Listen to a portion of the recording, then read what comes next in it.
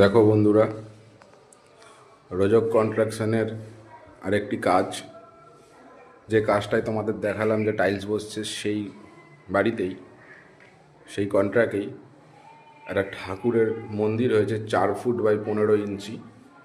মানে ধরে নাও 1.5 ফুটের, 4 ফুট বাই 1.5 ফুটের থেকে একটু ছোট।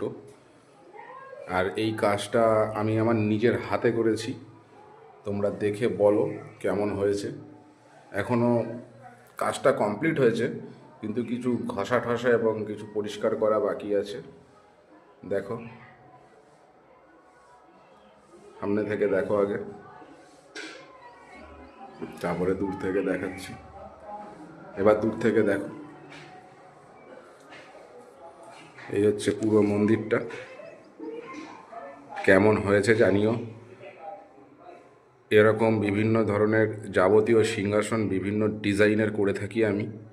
এটা পুরোটাই আমার নিজের হাতে। ভালো লাগলে অবশ্যই একটা লাইক, একটা শেয়ার করো, যাতে আমি আরও কাজ পাই। এটুকুনি আশা রাখবো তোমাদের কাছে।